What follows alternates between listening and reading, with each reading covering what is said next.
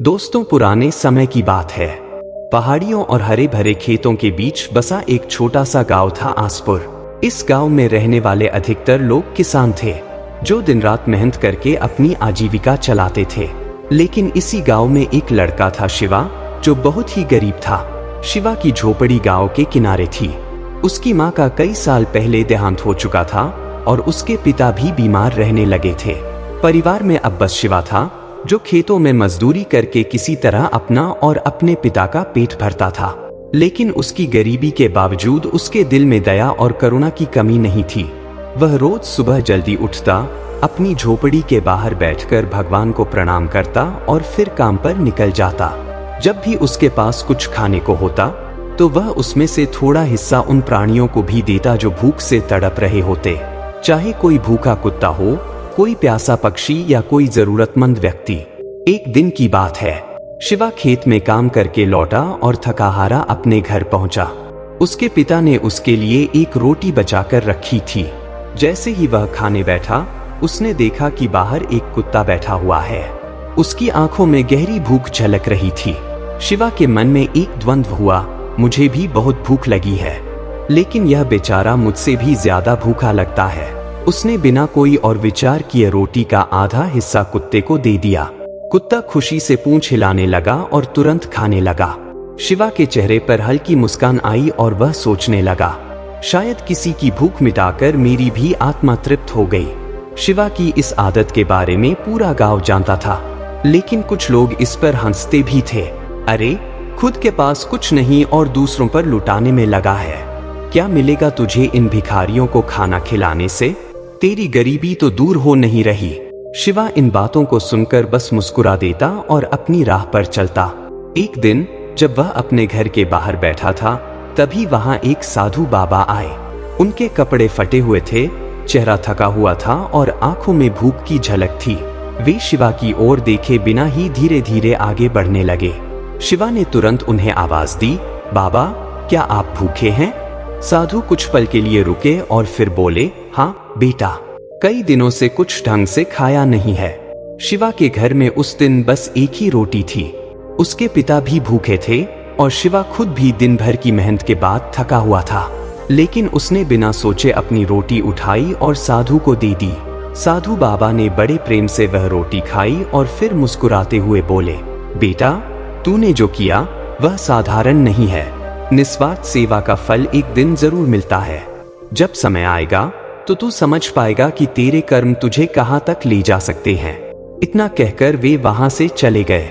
शिवा को इस सेवा से खुशी मिली, लेकिन गांव के कुछ लोग अब भी उसकी निंदा करने से बाज नहीं आते थे। देखा, फिर अपनी रोटी बांट दी। कर्म धर्म सब अपने लिए होते हैं, पहले खुद का पेट भरना सीख। शिवा को इन बातों से दुख जरूर हुआ, लेकिन उसने अपने मन को शांत किया और सोचा, मैं अच्छा कर्म सिर्फ इसलिए नहीं करता कि मुझे कुछ बदले में मिले। मैं यह इसलिए करता हूँ क्योंकि यही मेरा धर्म है। उसने खुद से एक वचन लिया, चाहे कुछ भी हो, मैं अपने अच्छे कर्म नहीं छोड़ूंगा। जो मिलेगा वही स्वीकार करूंगा। गांव में एक दिन भीषण तूफान आया। हवा इतनी तेज थी कि कई लोगों की झोपड़ियां गिर गईं, खेतों की फसल बर्बाद हो गई और कई गरीब लोगों को भूखा रहना पड़ा। शिवा की खुद की झोपड़ी भी बहुत कमजोर थी, लेकिन उसने सबसे पहले दूसरों की मदद करने का फैसला किया।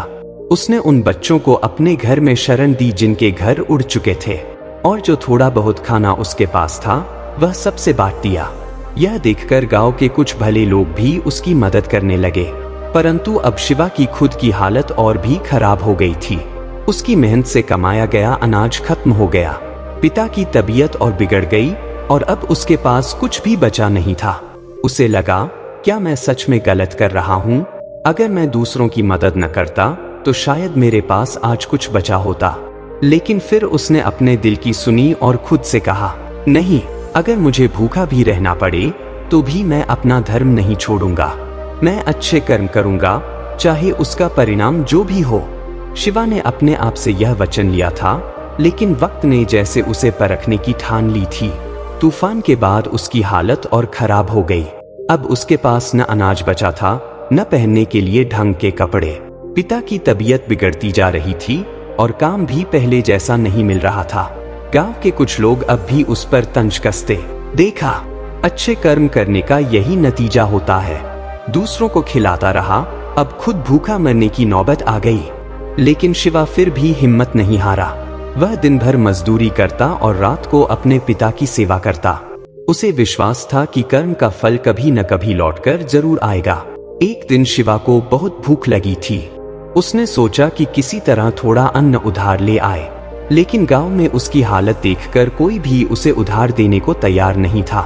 वह गांव के एक सेठ लाला मनोहर के पास पहुंचा और हाथ जोड़कर बोला, सेठ जी, मैं बस 2 मुट्ठी अनाज मांगने आया हूँ। जैसे ही कमाई होगी मैं चुका दूंगा।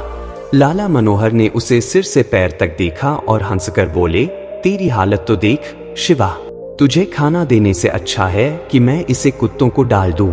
तू पहले अपनी गरीबी से तो बाहर निकल, फिर दूसरों की सेवा की सोचना। उनकी बात सुनकर आसपास खड़े लोग भी हंस पड़े। शिवा को यह सुनकर बहुत दुख हुआ, लेकिन उसने कोई उत्तर नहीं दिया। वह वहां से चुपचाप चला गया और मन ही मन सोचा, यह दुनिया भले ही मेरी परीक्षा ले, लेकिन मैं अपने कर्म नहीं बदलूंगा। उसी शाम जब शिवा अपने घर लौट रहा था, तो उसने देखा कि गांव के बाहर एक बूढ़े साधु बाबा रास्ते पर बैठे हैं। उनके चेहरे पर थकान थी और वे भूख से कमजोर लग रहे थे।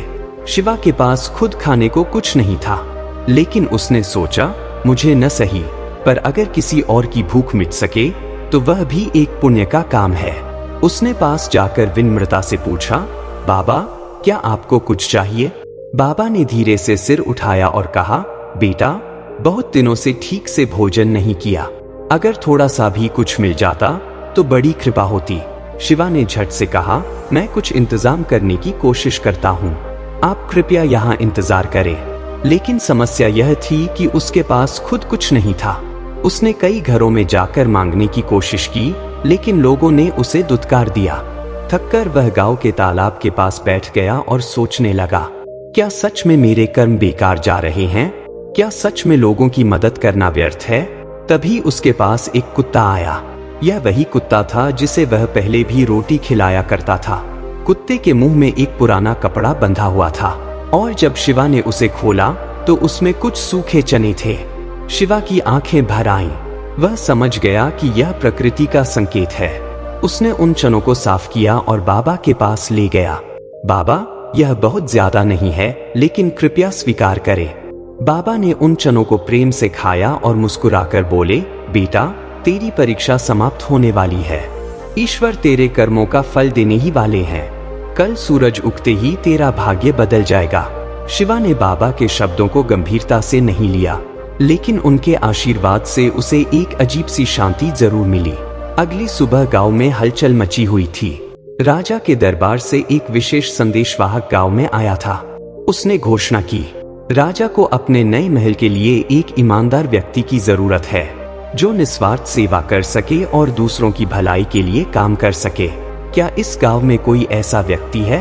गांव वालों ने तुरंत कई अमीर और प्रतिष्ठित लोगों के नाम सुझाए, लेकिन संदेशवाहक ने सिर हिलाया और कहा, नहीं, राजा को कोई ऐसा चाहिए जो निस्वार्थ सेवा करता हो, जो दूसरों की मदद के लिए खुद भूखा रह सकता हो। अब गांव वालों के मन में सिर्फ एक ही नाम आया, शिवा।